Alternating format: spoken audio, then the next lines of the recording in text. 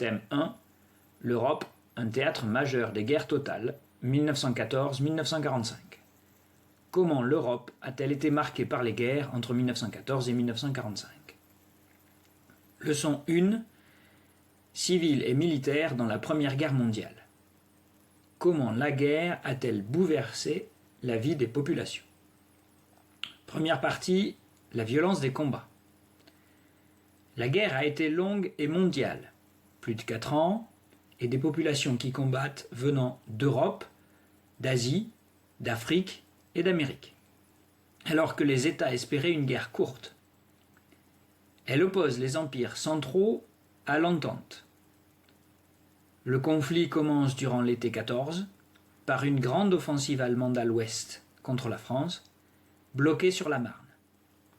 Cette première phase de mouvement prend fin car, à partir de l'automne, les armées, françaises, allemandes et britanniques, s'enterrent dans les tranchées. C'est la guerre de position. Le front bouge peu. Les batailles lancées en 1916 et 1917 pour briser ce front sont des échecs. À Verdun, la Somme, le chemin des Dames. Et la guerre de mouvement ne reprend qu'en mars 1918. À l'Est et dans les Balkans, c'est-à-dire en Europe du Sud-Est, les puissances centrales avancent régulièrement. Il n'y a donc pas de guerre de position. Au front, régulièrement les soldats partent à l'assaut des tranchées ennemies, traversant le no man's land. Ils se battent à la baïonnette et au couteau. Dans leurs propres tranchées, ils vivent dans la boue et le manque d'hygiène. D'où le terme de poilu utilisé pour les soldats français. Leurs souffrances sont donc physiques et morales. Les hommes tiennent grâce au patriotisme, mais aussi par leur esprit de camaraderie et aux relations qu'ils ont avec l'arrière. Cela n'empêche d'ailleurs pas la lassitude et un refus des attaques inutiles et sanglantes. En 1917, les soldats se mutinent. En fait, souvent, il s'agit seulement de refuser de monter en première ligne. Ce conflit repose sur l'armement. L'artillerie est responsable de 75% des tués. Elle est de plus en plus puissante, de plus en plus éloignée de la zone bombardée. Cela définit la guerre industrielle, mais cela représente aussi la violence de masse. D'autant que de nouvelles armes sont inventées, comme les obus à gaz, le développement de la mitrailleuse, le lance-flamme, puis le tank ou char d'assaut et le bombardement par avion. Tout cela conduit à une déshumanisation de la guerre. Surtout, ces éléments expliquent que la Grande Guerre est d'abord un conflit meurtrier. 70 millions de soldats ont été mobilisés et il y a eu 10 millions de morts et plus de 6 millions de blessés, y compris les civils.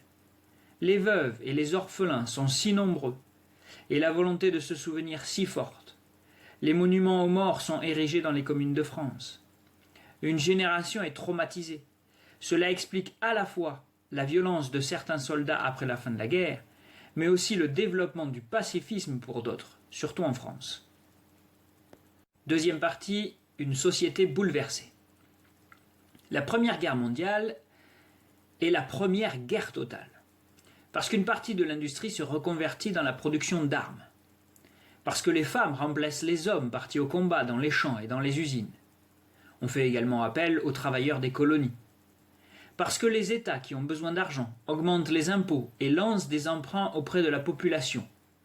Et parce que les gouvernements développent la propagande et la censure pour maintenir le moral à l'arrière. Les civils sont des victimes du conflit. Les familles vivent dans l'angoisse de la mort de leurs proches. Ils subissent les pénuries alimentaires et les pénuries de produits de première nécessité, car les économies sont désorganisées, ou du fait du blocus en Allemagne. Dans les régions proches du front, les populations subissent aussi les bombardements. Tout cela explique la lassitude aussi des civils en 1917, avec des grèves et des manifestations. Dans les territoires occupés, la vie est plus difficile encore. Il y a les réquisitions et les travaux forcés, mais aussi une forme de résistance se développe. Déjà victime de persécutions avant-guerre, accusé de complicité avec l'ennemi russe en 1915, le gouvernement turc profite de la guerre pour exterminer les Arméniens de l'Empire ottoman. Ce génocide, par massacre et déportation, fait plus de 1,2 million de morts. En 1917, de grandes grèves éclatent en Russie. En février, la population et les soldats renversent le tsar et un gouvernement provisoire est mis en place. Mais il poursuit la guerre et les difficultés persistent. En octobre, Lénine et les bolcheviks prennent le pouvoir par la force et font la paix. L'Allemagne peut lancer une offensive à l'ouest avant que les Américains arrivent en masse en Europe pour soutenir la France. Toutefois, les difficultés et la fièvre révolutionnaire se propagent. Et le 9 novembre 1918, l'empereur Guillaume II est renversé et la République proclamée en Allemagne. En janvier 1919, les spartakistes tentent de prendre le pouvoir par la force, comme en Russie, mais cette révolution est écrasée. Les différents armistices consacrent la victoire de l'Entente. Des traités sont signés avec les vaincus. De nouveaux États sont créés. Le traité de Versailles affaiblit l'Allemagne par des pertes territoriales, la démilitarisation et des réparations dues car le nord-est de la France et la Belgique sont ravagés. L'Europe est ruinée et les États-Unis deviennent la première puissance commerciale, la créancière de l'Europe. Une société des nations, SDN, est créée pour maintenir la paix. On a donc de grands espoirs.